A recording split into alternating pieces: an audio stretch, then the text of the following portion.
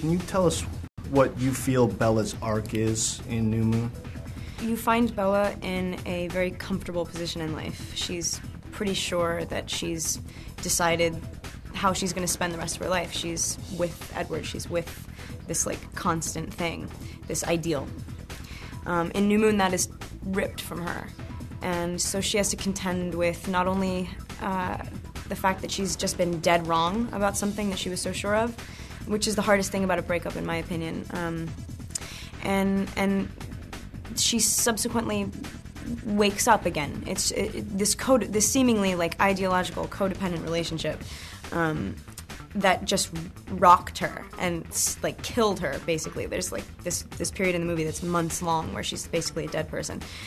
She finds herself again, only to, as soon as she comes out of it, Edward comes back and she's willing to go right back to him, which you'd think like sometimes maybe you'd say like, wow, well she's weak, she just goes right. It takes a really like self-possessed, strong person to trust yourself. And she grows up a lot. I mean, she really matures in this movie. She's finally like in a position where like you believe that she's making the right decisions for herself and that she knows herself well enough to make those decisions. But in Twilight, it's all about like abandon and self-discovery and like throwing yourself into something you don't know. And so now it's like, wow, this girl's got it together. I believe her. She knows what she wants. Really interesting aspect of the movie was the way that it started in a dream and then finishes with the same scene that's actually become reality. Mm-hmm. Is it difficult for you to keep the movie linear in your head? Because I know you probably shot it out of sequence.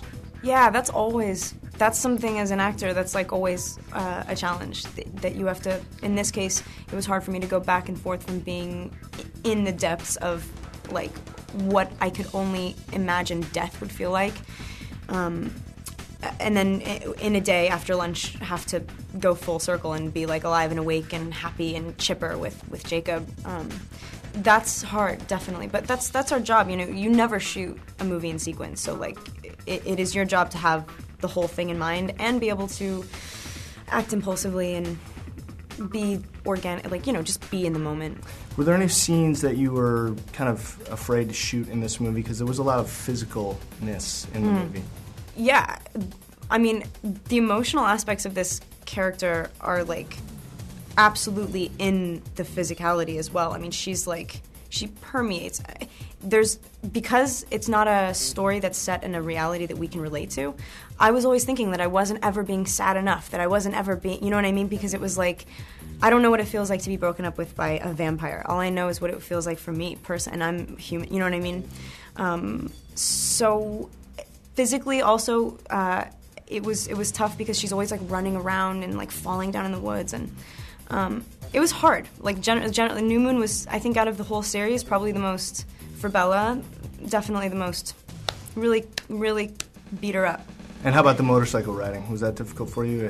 Had you ever ridden a motorcycle before? No, I don't like motorcycles either, at all. Like, I think the whole idea of that, I was on a rig. You can talk to Taylor about being cool and riding motorcycles because he did it, and I didn't. I was on like this thing that sort of like floated me around. I looked so you actually didn't ridiculous have to ride the motorcycle itself? No, I was just sort of like towed. I looked absurd. Now, after having been together making these movies for 2 years, you guys must feel like family. Yeah. It makes it so much easier too. Especially doing movies in between.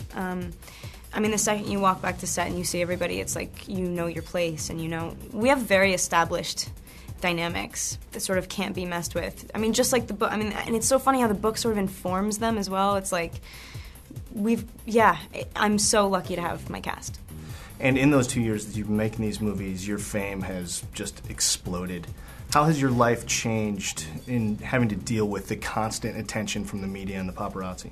It's changed in that it's completely, it's changed in that I had to fight to get my movies out before, and now people are sort of in waiting to see like what we're all going to do next, and that's the coolest thing ever. So that's a change. And then, and just in terms of like personal day-to-day life, this is probably the most intense that it's going to get at this point. It feels fleeting. It feels like it's going to go. You know what I mean? Like, so I'm not too worried about it. I'm a pretty private person, and you can be private and open at the same time.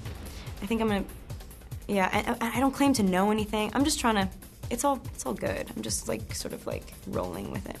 What are some of the most ridiculous things that you've seen written about you? People think that I'm anorexic and pregnant, which is really funny. It's an unusual combo. Yeah.